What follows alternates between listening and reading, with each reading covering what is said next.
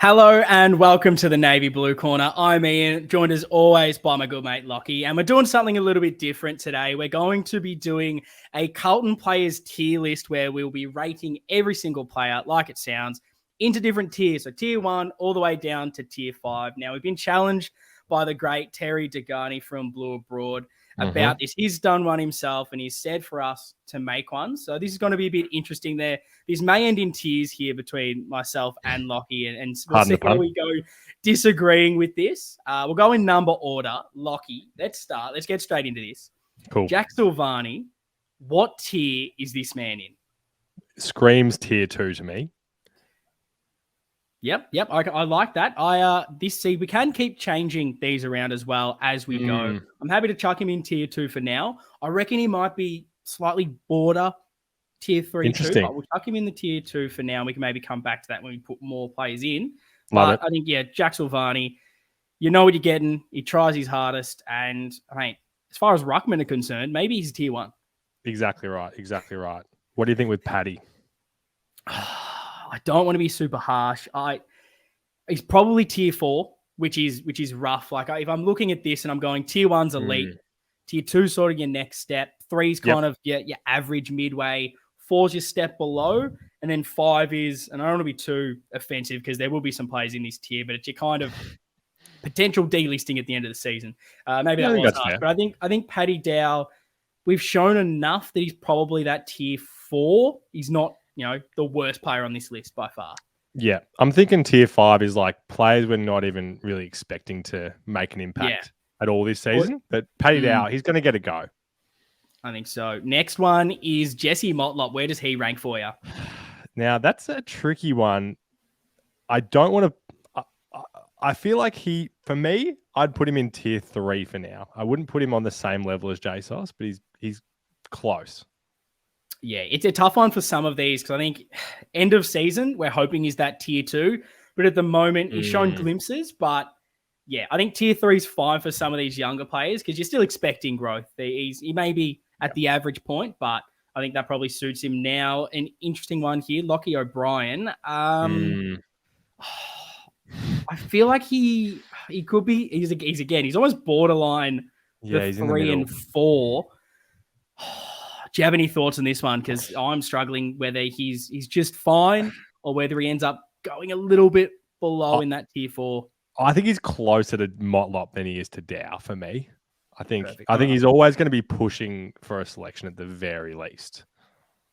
Yeah, I don't mind it. And look, I want you guys as well to play along at home. We'll have this linked in the comments, and I want you to actually reply to us, please, and let us know what you rank these guys. If you disagree with us, where you would have us. Adam Chera is our next one. Where do you rank him? Because I feel like we're getting higher up the board with a few of these next ones. It'll be interesting to see where we want to draw the line with tier 1 and 2, because I feel more comfortable putting him in 2 for now. Yeah, I think tier 2, he's not elite, he's not a superstar, but he's almost there. So I'm happy for a tier 2. I reckon he's just that step below. We hope he can get to 1, but at the moment, probably just that little step down. Another interesting one. He's just, unfortunately, we've got the news about his ACL. Where do you rank Zach Williams? Because I think for myself, I would probably still have him in that tier 2. Yeah. And I think he got it. Even with the injuries, the quality that he shows when he's actually on the park, which is, I'll be honest, it's not often. He has that winning ability, but he's obviously not good enough and on there enough to really classify him as that top tier. You just feel like we haven't seen his best yet. Like he just hasn't had a good crack at it yet. So I'm happy putting him there. Next one's big Bam Bam, Matt Kennedy. Very interesting as well. Man, maybe we're harsh judges, but for me, I think I know the guys that we're going to be putting in tier 1. And I'm just not sure that Kennedy is at that absolute pristine tier 1 Carlton player yet. Look, I hate that we're agreeing so much because I feel like that's not great content. We need to be fighting about these. But I agree with you. He's a good player. He's that B+ player, but at the moment he's not the elite, which I think we'll get to soon. But we've probably unfortunately got someone that's maybe quite low. Lockie Fogarty, for me, and this is harsh, but he's a tier 5 for me. Would you tend to agree? I think so. I don't think he'll be a big contributor in 2023. Yeah, it's harsh to put anyone down to this level, but I don't think we're wanting him to be starting in games. It's not the worst case if he does play, but he just, at his age group as well, probably doesn't have that next step in him, which probably makes him that tier 5. But this is probably going to be our first tier 1. And it is, of course, the Brownlow medalist, Paddy Cripps. We don't need to say much about him. He's one of the best players, if not the best in the AFL. So he's going up there. And I'm assuming this guy's also going up there. Big H. Mackay. Right beside him. You don't win a common medal and say you're in the tier 2. You're definitely up there. Let's go a little bit more debate-worthy here. Mitch McGovern, where does he sit for you? Well, look, if I say that Zach Williams is a 2 because we haven't seen everything from him, I've got to go Gov 2 as well. Yeah, tend to agree. His best games, he's all Australian, but he hasn't put it together enough, and so he is there for me. Another contentious one. I'm excited to hear your take on this. Tom de Koning, where does he sit for you? Take it away. I've got him in 3. This is harsh because at the moment, I don't think he's shown me enough to really. I'll be honest. At the moment, he's borderline best 22 for me. Yeah, because I don't think he's shown enough. I think talent there is there and potential is there. But what has he shown me so far? It's probably similar to a Motlop. Like, shows flashes, you're excited about him. Could be tier 1 potential. But off what he's shown me now, where we're not even saying he's that staple, completely nailed on number 1 ruck, I think he has to be in that mid-tier currently. I think if you're going in tier 2 and you may not be getting picked just on, on the team structure some weeks, I don't think it makes sense. So I'm happy with tier 3. And then we've got big Blake Acres, the new inclusion. Where is he sitting for you, Lockie? It's tough. I mean, does he belong with Ches, Zach Williams, Kennedy? I want to say no. For me, he's a 3 for me at this stage until proven otherwise. Yeah, he's so borderline. If you go off last season, he's probably a 2. But it was only 1 season, which makes it tough to really push him any higher. I think he can be, but at the moment, only a winger. He probably does sit in that category. A harsh one to select here is, of course, has not played a game of AFL football. Oliver Hollins. I think I've got him in tier 4 just for the reason of, for sure, I think there's enough potential there that he's in contention for maybe that round 1 squad. And from what I've seen of his under 18 football, I think there's enough potential there that he's away from that tier 5. He's someone I want in the calculations of our team. Completely I don't agree. think he's that just we haven't seen anything, don't know what we're getting kind of tier 5 level. Love it. And then we got Sam Doherty, who could be a midfielder, could be a halfback. We don't know what he's going to be this year. Where is he for you? We know where Skip belongs, right on top. There we go. I think we don't have to talk too much about him. He's just an absolute gun. Goes in that tier 1, one of our better players. Contentious, Jack Carroll. You could almost say tier 5 as far as like he hasn't shown us a great deal. But I feel like I want him in the tier 4. But then when I put him there and I'm putting him up against these two, he's definitely well below those as far as Dow has shown me more. And I think there's a lot more promise with a Hollins. Where are you seeing Jack Carroll?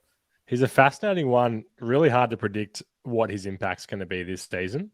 Like how much opportunity he's going to get. It came a bit out of nowhere when he debuted. We loved him. It dropped off quite quickly. I can live with tier 4. But you're right. We may need a shuffle at the end. We'll see. Yeah, well, we'll definitely have a look. Another contentious one is Brody Kemp. Looks like he's training again to be a defender. Been thrown around everywhere. Probably haven't seen the best of him. Where does this man rank for you, Lockie? I think, again, if we're looking at like TDK and Motlop in 3, he's got to belong in 4. He's just not on the level of those guys yet. We hope he can be, but not right now. Yeah, I think because there's that optimism and you think he might still show something, whereas maybe, unfortunately, I don't want to keep bashing this guy here, but the Fogarty, we've probably seen enough to know he's going to take that step. But the Kemp, is there still a glimmer? I'm happy with that. Sammy Walsh, almost no need. He's in that Raise top the 10. roof. He's one of the best. And then your Corey Durden is next. I feel like you're going to have him maybe in that very similar vein to young Motlop there. I do. You've read me like a book. I think it makes sense. Get those housemates together, and I'm pretty happy with that. Can take that next step. Your man, number one in the Lockie Plowman fan club. Where does he rank for you? I'm a lover of all the Lockies. I guess I'm using these guys as reference. Is he closer to a Paddy Dow? Oh, he's really a 3.5. Add in the new tier. He's halfway. I'm going to be harsh. I reckon 4. Okay. Like, he's probably that average footballer where it's like he's fine. He's in the tier 3. But I think what makes him further towards the 4, I'm going to be harsh, is we know he's not going to get any better than what he is. Whereas maybe with a few of these in that tier 3, we've still got a bit of hope. Probably, I think 4 is maybe a bit harsh, but I think he's just that little bit below. No, I like it. We've got to be harsh here. And I feel like this is becoming the tricky part. And it's maybe making me a little bit pessimistic about this season because I'm worrying about a few of these guys. Jack Martin is another one. His best is almost tier 1. Mm-hmm. But is he consistent? Can he get on the park? It'll change his ranking. Lockie, what tier? Definition of tier 3 for me. That's tough. I almost want to put him in tier 2 as far as like if I'm looking at what he can contribute when he's on the park. Like I feel like it can be similar to a Gov there. Yep. And I think as far as like ceiling, I would say it's above a Silvani. But how many times have we also on the flip side of that been so frustrated with the output we're getting from him? Even when he's out there are games that he goes missing. Which is, I don't know. I don't know whether I'm arguing for him to be tier 2 or Sauce to maybe drop down, as I was mentioning earlier, where I feel like Sauce is just that slight tier below. Yeah, wow. But we can obviously address that at stages. I'm looking at the tier 2 guys, and I'm like, if any of them got dropped, we would be like bewildered. Would you agree with those guys in tier 2? Like we were when Sauce got dropped. You say that, but I think I was like the only one that wasn't that bothered. Yeah, okay. Maybe he's harsh for me. I love Sauce. I think he's a good player for us and does a good role. I feel like I want something a bit more from him. And maybe we'll see that this year when he's not just thrown into the ruck every single contest and we see him maybe plays half forward connector role, which I think he plays quite well. But I'm happy to put it there. Yep. Caleb Marchbank, he joins Martin in the injury-prone stakes, along with McGovern and maybe Zach Williams. But where are you ranking the talent at the moment of a Caleb Marchbank? I'd probably have him 3 as well. Yeah. I'm kind of using that metric in my head now. Like those guys in tier 3, if they have a few bad weeks, they're probably going to have a spell. Like I feel like I look at all those faces and I'm like, they fit that kind of mold. Whereas I feel like tier 2, it's like Kennedy or Ches, they have a couple bad weeks. It's like, you know what? They'll get out of it. They'll play their way out of it. But Marchie is a bit more, all of these guys, honestly, we love what their best can be, but I don't think he fits in that tier 2 yet. But he can prove me wrong. Yeah, I think we both probably are the same on Marchie, where much like a few of these, literally the best we've seen and what their potential is tier 1. Like I actually think Marchbank, if you get most of a full season out of him, and this is, people say this is a nothing thing, but genuine All-Australian, like we've seen his interceptability. He's a little bit older now and he's almost fighting a little bit for his career because of the injury issues. But like you say, at the moment, his role from what we've seen from, you have to factor in the fact that we haven't seen him play much football in the last 3 years. And I think that has him in that tier 3 of he's here for now. Hopefully when we revisit this at the end of the season, he's higher. He's one of those people that takes that step in. Love it. Next one is that tier 1 nailed on. I don't believe there's going to be any discussion about this. Jacob Wiedering, how this man has not been All-Australian yet, I do not understand. Criminal. But one of the best defenders, if not the best, in the competition. So he's tier 1, of course. Nick Newman. Interesting. He's been around now for a little bit. He's pretty consistent in his output. I think if you're going off somewhat your metric there, I'd almost have him in tier 2 as far as, like, you know what you're getting. Yep. He's probably not going to get dropped on form. It's just more whether other players are above him, because at the moment, Yeah. if you're doing like all fit best 22, I'm not sure he makes it, which Yep. maybe makes him a 3. But I feel like reliability, he maybe matches a bit more of the 2. If there's a 2.5 here, Yeah. he is the captain of the 2.5. So can you split the decision between tier 2 and tier 3 for me? I love the logic you walked us through. I reckon go 3, because at the end we're gonna feel better about bumping guys up. Like that's gonna be a nice feeling. If we bump them down, it's like, oh, come on. A bit rude. So Zach Fish, we finally saw probably the best of this man last season. For me, he's a tier 2. I reckon he's genuinely tier 2 for me. I think best has been great, particularly last season, and even his worst last year. I didn't think he was that bad. He's playing that high half forward role, which means there's going to be games that he disappears. He feels like that guy that can really burst the game open. I don't think his position in this squad, particularly in the best 22 or 23, whatever it is in question if he has a couple of poor performances. I feel like he's definitely in that tier. What do you reckon? You don't seem to be agreeing with me here. I'm happy with it. I'm happy with it because we love Fish. He's one of the best. But when I think about him and Newman together, it's like, wow, there's a lot of similarities I feel in terms of their kind of positioning in the squad right now, where their best is absolutely in there.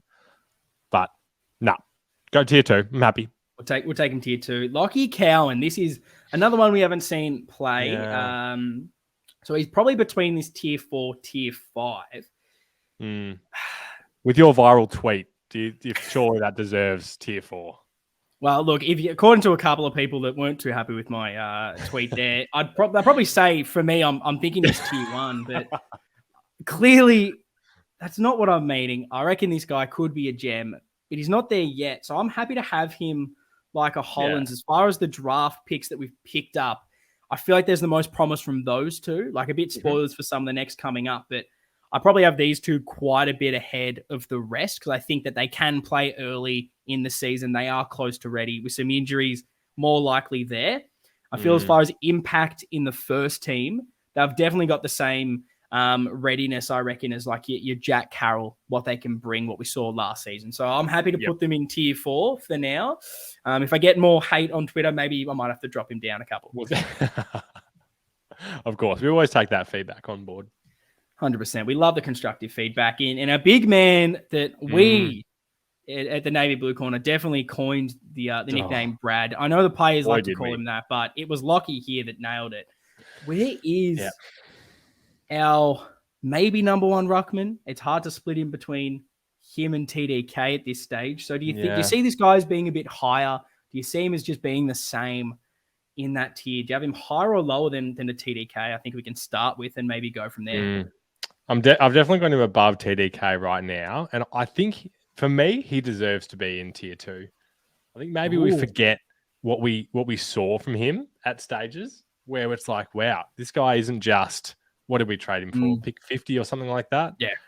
So for me, I think he's tier 2, but by your lack of mouse movement, I'm happy to hear your reasoning otherwise. Yeah, look, obviously I've got the mouse here, so my decision pretty much is how I like things to happen. But no, my worry is just that there's still the conversation around who is the starting ruck. For me, it's Pitt over TDK, but I think a lot of people still, we're not sure, we're not sold on it. I do agree with you that I think what we saw from Pitt at times really worked well with our system, helped that midfield out. But I think it's what he lacks outside of just that ruck contest that is my worry. And when I'm looking at these guys, I'm almost seeing them as like tier 2 is almost they can take the next step, or they're so consistent at being really good. Their position's not in jeopardy. And I worry with a Pitternet that if TDK takes that next step, he probably jumps over Pitt. So I think that's why I think I have him around the 3. But I do have him above TDK if you're happy to chuck him in the tier 3. Very happy. And the only rebuttal I'll throw at your point about the discussion about the 2 is there's definitely discussion about that in the general Carlton discourse, but I just have more of a feeling that he's a bit more locked on as number 1 than maybe we think. But I'll make him captain of the tier 3. He's captain. I'll make him captain for you. So he's gone up. He's gone up. Jesse. Well, it'll be really interesting we talk about it every preseason, but it'll be interesting to see where that hierarchy is as we go in. Hopefully everyone's healthy and we'll Yeah. have a really good idea of what they really think. 100%. David Cunningham, speaking of injuries, we have not seen Wow. this man in what feels like years. David.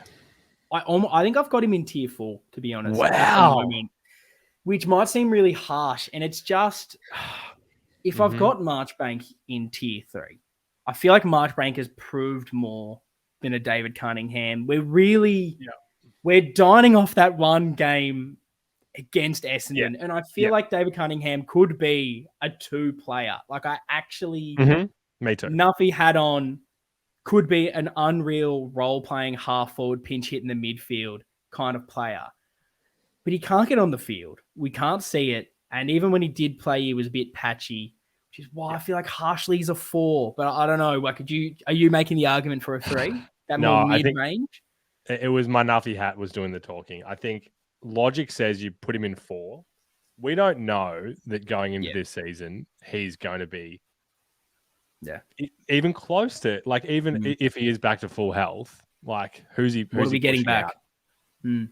So I think it makes sense that he's kind of in that. Oh, I don't want to say it, but he's close. That Paddy Dow tier. Yeah. He's close to captain of he's almost close to captain of that 4th tier. Maybe Plowman should be the skipper of that one with the experience he has down there. I'll be honest. I was looking at this before we started, and this man was probably the hardest one. I'm still not sure I've got a decision. For me, it's between tier 1 and tier 2 for a George Hewitt. Yeah. I want to have him in tier 1 because I think he's so important to how we play and still underrated from what we saw last year. But if I'm looking at the players that are in tier 1, your Cripps, your Walsh, your Doherty, Wiedering, Harry, and I'm sure Charlie will end up there. Yeah. I worry he is 2. Like he's not elite, will win the accolades in the AFL, like clearly all of those guys can with your All Australians and things like that. I just feel like he's more here. Yeah. But I don't know. Like, can you make a good argument for me either way? Like, where did you, when you looked straight ahead at Georgie Hewitt, were you like, bona fide tier 1? Or were you thinking maybe not? I definitely didn't say bona fide, even though it's a great word that I need to add to my vocab. My immediate thought was 1. But then as I looked at those 5 guys, you took the words right out of my mouth. I'm like, they are all Australian thereabout. Yeah. And I think at this stage, George is the captain of the tier 2. Yep. I think so. Like if I'm looking at the tier 1s, they're like top 5 in their position in the AFL. Yep. George Hewitt, unfortunately, he's probably that next tier down, but he is as close to that tier 1 as I think he can probably get. And Charlie Curnow definitely going to be in that tier 1. Now we've got a couple of rookies. Yep, you go. Get our man Plowman to captain of the 4s. It's tripping me out the fact that he's not there. There it is. He pretty much. Look, that's the only thing I think we're going to rank. I feel like we'll be here for 10 hours if we're actually going individually throughout all these. We'll give them all a captain of the squad. Yeah. And let us know as well. I love this captaincy we've just come up with. Let us know who's captain of your tiers as well, because we need a leadership group.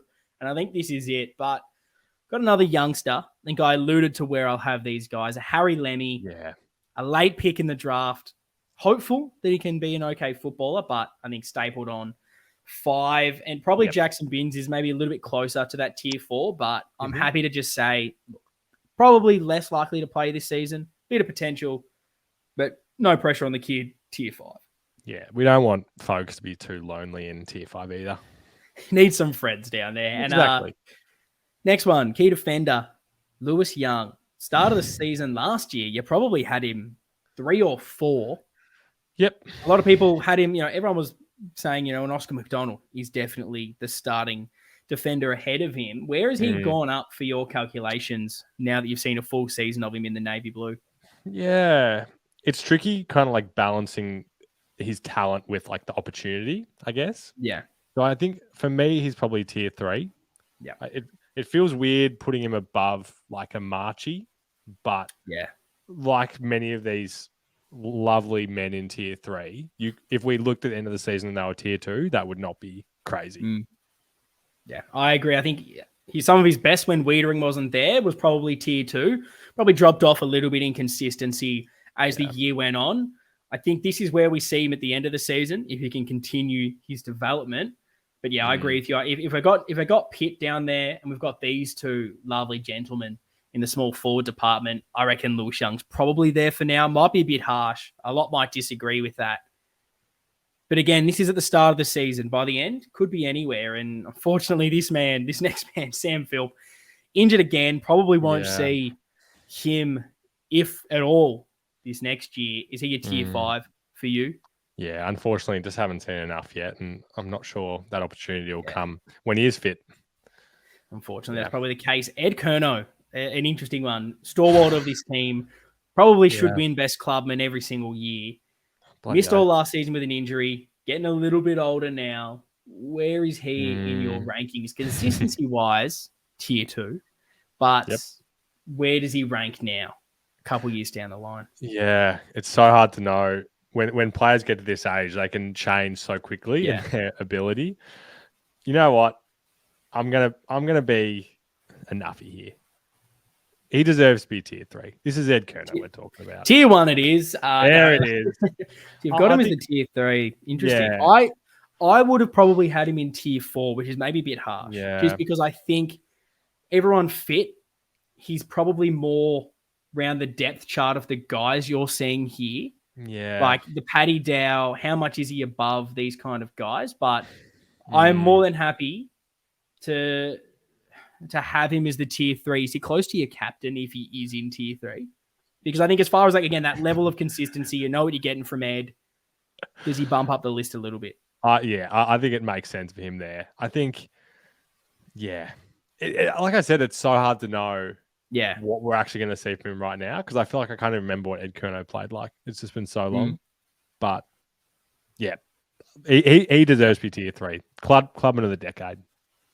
Exactly. Off-field stuff bumps him up from a 4 to 3. Josh Honey, someone that I was incredibly high on. I feel like I've wavered a little bit on this man. It's a tier 4 or 5. I feel like because of what I saw last year when he was thrown in, it makes me almost think tier 5. But my bias makes me want to go that tier 4 thinking he can do a bit more. Yeah. And I don't want to be harsh, but at times last season when he was thrown into that forward line, it felt like he was just off the pace, off the level. Can you make a decision for me? Tier 4 or tier 5? Oh, I'm getting swayed with the lack of numbers in tier 5. It's making me want to like balance these out. Yeah. He's just such a classic 4.5er. What? Bit of feedback for Terry. 10 tiers next time. 5's too hard. Let's keep the tiers going. We'll make them ourselves. We'll have 30 tiers next time. So is he tier 5? Yeah. You put him next to Lockie Fogarty and it's like, like even though the age isn't actually that different, but yeah. I think that's okay at this stage. I think we have high hopes for him potentially, but probably that last season swayed him a bit. Jordan Boyd, before the injury, I feel like this offseason, the stocks that I had in him were raging. I was a big fan of this man going up and going up. Yeah. I feel like at the moment, I don't know. I weirdly have him in this tier 3. I think what we saw last season, he did show some really good glimpses of being one of those players that took that little step up. And I think potential-wise, he's probably just that little bit above these guys here. I'm happy to have him in tier 3. Yeah, no, I think that's the perfect spot for him for now. Absolutely. And we've got the other Durden. Where are you having Big Nigel? Nigel. I thought that's exactly what came to my head as I looked at that head as well. I think he's a 4 for me. I think I agree. Looking at those fellas there, not a lot to say about dudes. Break in case of emergency. He's not completely garbage, but he's fine. Dom, I feel a bit harsh putting him into tier 5, but I just don't think we've seen enough. Obviously, we've never seen him at AFL level. He's still developing. Category B, I think he's tier 5 at the moment, but, he could be an exciting one that we're not speaking about. Sure. That, positivity hat on. You never know what kind of development he could have. Could take that step up, but, I think at the moment we haven't seen him play, so he probably stays there. Sard. Speaking of Is all he Australians, in that all-Australian tier 1? woof. 100%.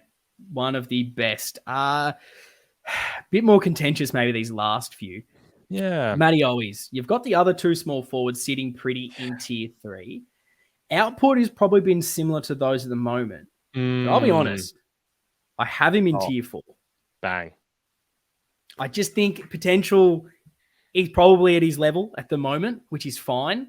Mm-hmm. But because he doesn't have that potential, maybe like we're seeing with the Paddy Dow at the moment, like a Plowman, we've seen what we can get, and it's fine. Depth play if you need him. If he starts, you're not upset.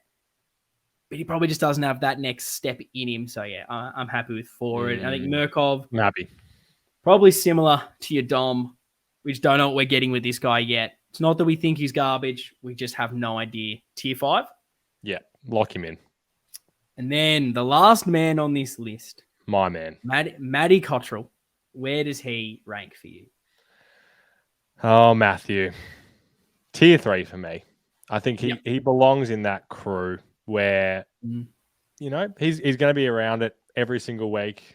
If he gets dropped with a lack of form, you wouldn't be surprised. Yeah. But I think he belongs in that crew. Yeah, I think if you're probably ranking the best we've seen from this crop, maybe Cunner's excluded. I think the injuries are what probably bumps him down. His best is definitely better than those guys. Like that game last year, I think it was against Freo when he ended up kicking a few goals, and his ability to push forward and impact the scoreboard probably just has him. I'd say he's probably perfectly ranked at the end of tier 3. I just have him slightly above that tier 4. And look, now that we've got all these guys here, this is your last chance, Lockie. And in the comments, let us know what is different. Where you've gone with this, what's the same, what's different. But Lockie gets one last chance. I'll almost give you the ability to, if you want, you can change one player's position. Wow. That's big. Let me think about who I disagree with here. I really love how that tier 1 looks. Like that feels right. That's our, like those 7 for me are a cut above all those tier 2. Yeah. And I'm also feeling pretty good that those tier 2 are a cut above tier 3. If I was going to change one guy. You don't have to, but you definitely can. You've got the power. And that comes great responsibility. So what are you doing? I'm keen to hear your thoughts because I'm feeling pretty good about this. Yeah, look, the only one, again, would probably be a little J-Sauce. I reckon. You think he belongs with... You've feel got like he's Jack Money on the same tier as Cotters? I know, and that's the harsh thing. He's definitely... He'd be captain of the tier 3 if he moved down there. Undoubtedly. I think my thing with him, and the only reason, and I'll say it probably one more time, is if we're looking at this best 22 at the moment, we saw him get dropped. If we're putting TDK in, he may be out of that team, and I'm just not sure exactly what his role is, but I am happy to keep him in tier 2 because I do like the look of this. And at this stage, we've almost got too many tier 3s. We've added a second row in here, which I wasn't sure was possible. Was worried how this stream was going to look. I've got my player. I think if I was going to move one, I'd bump Blakers up. I think. Yeah, I'm happy to do it. Do you want to move him up? He's going to be, I think. Yeah, I think he's going to be a locked on player, and I think. Yeah. And as I look at those guys in tier 3, I think I'm pretty confident he's going to be finishing above them at the end of the season. Yeah. I think recency bias, seeing what he did in that final, that he got injured. Yeah. They lost against Collingwood, and he was by far best on for Freo. And seeing him be able to do that in finals, you hope that he can add that to us. And I'm more than happy with that because I think if you're looking at this tier 3, there's quite a lot of maybe question marks on a few of them as far as position. You know, is Lob the winger? Is Cottrell the winger? Those kind of questions. Exactly. Blakers is locked on. He's definitely nailed down one spot. The rest is up for grabs. I think that's perfect. But as I mentioned, have fun with this. Play it at home. Put your tiers in the comments below on YouTube and let Terry know as well. Go into that original video. That'll be linked in this as well.